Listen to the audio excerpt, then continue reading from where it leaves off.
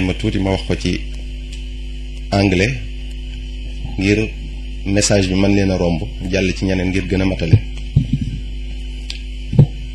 My fellow brothers and sisters, I would like to start by extending to the most beautiful and perfect greetings that a Muslim can extend to his fellow brothers in Islam. We shall express our satisfaction about your good conduct and determination. We do know your lofty intentions and your behavior, about which we have no doubt. It is difficult for us to pay you back for such beautiful actions, but we can stretch our hands and implore Allah for Him to pour His mercy on us in the name of Prophet Muhamed sallallahu ta'ala alayhi wa sallam. We also extend to you the greetings of Serigne Abdul Fattah and Serigne Mustafa and all our family members. In addition to that, I want to remind you of the purpose for which Allah created us.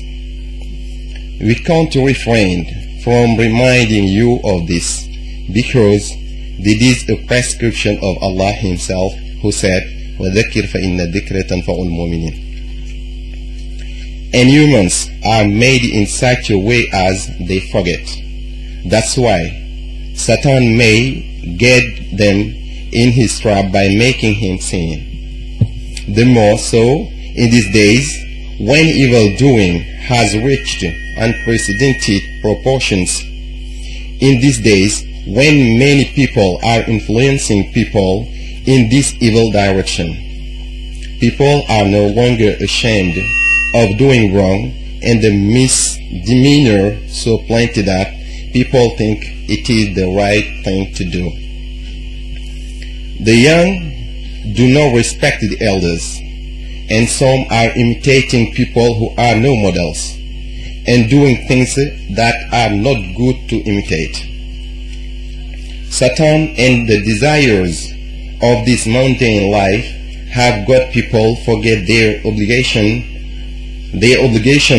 between them and Allah on the one hand, and between themselves on the other hand. That's why I remind to myself and to you who believe that Allah created us only for us to worship Him.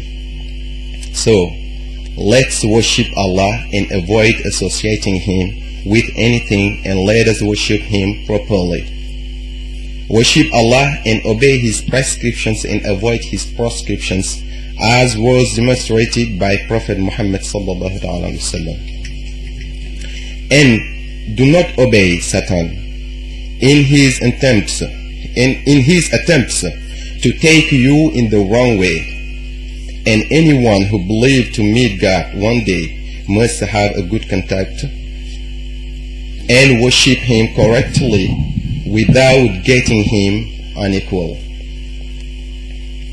Sheikhuna Sheikhul Khadim taught us that anything else is useless. He told us, you who are seeking to reach Allah, you should know that no thing can cause harm or benevolence except through the will of Allah. And throughout your life, do not rely on the human, because they cannot get you anything you want or expel any harm, because Allah will remain, anything else will perish. He said, if you rely or fear anything other than Allah, you will be sure to fail. He is the only one that does not die, and He does not sleep. He never gets into trouble. He is capable of doing whatever He wishes. He will achieve anything He predicts, and He is not neglectful nor forgetful about anything. Shaykh al-Khadim said, let us seek Allah's blessings and let us fear Him, and let us never get out of the right way.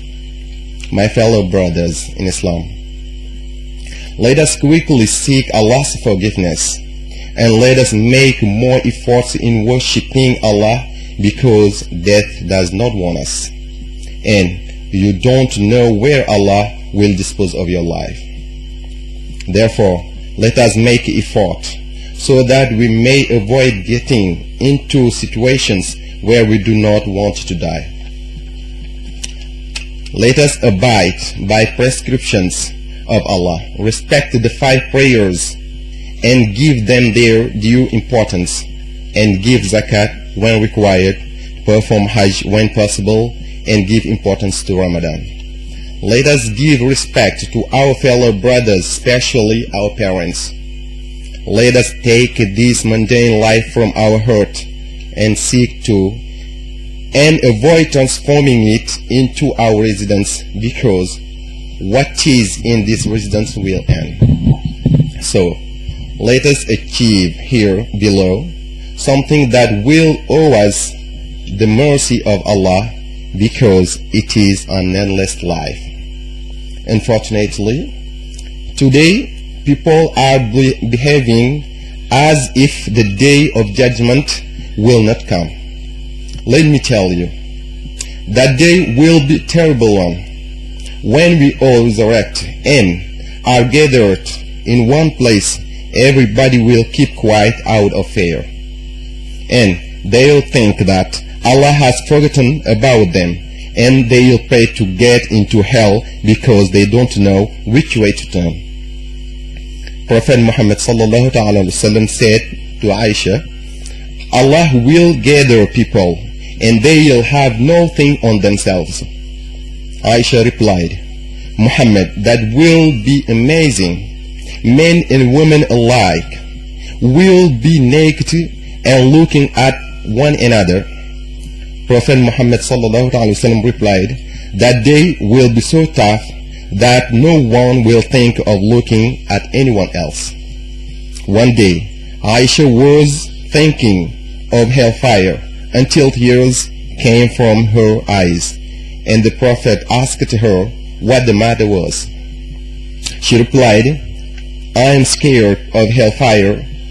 Will you think of your family on that day? The Prophet Muhammad sallallahu alaihi wasallam told her, no one will be in a position to care about another in these 3 situations: when the deeds are being weighed, when the books are being distributed, when people have to cross the bridge of Sirat.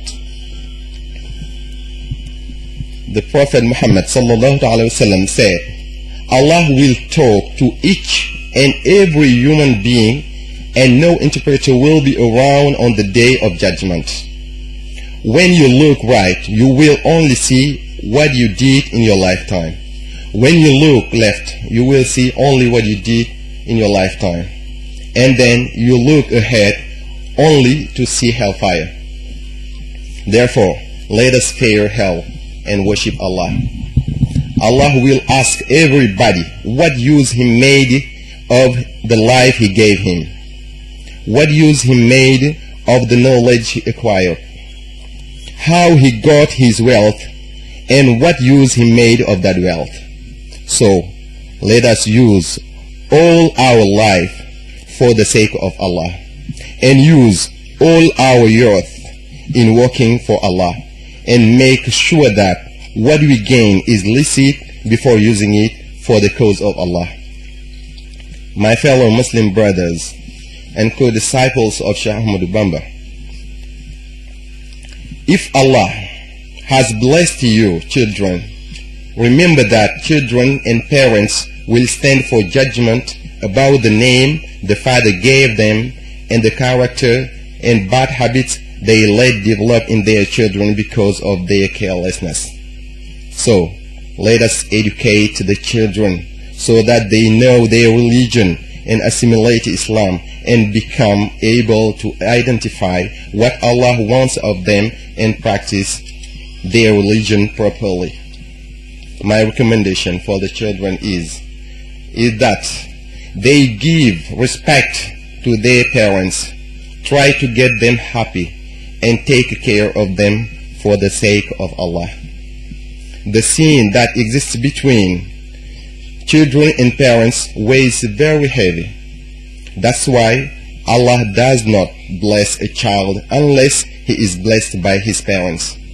Allah wants us to show good conduct to our parents. Sheikh Khadim said, show good conduct to your parents. Obey their prescriptions and avoid their proscriptions in the name of Allah. If you do that, Allah will increase your status. My fellow brothers and co-disciples of Sheikh Ahmad Bamba, I recommend you to have good relationships among you and unite. Develop love, mutual esteem among you for the sake of Allah.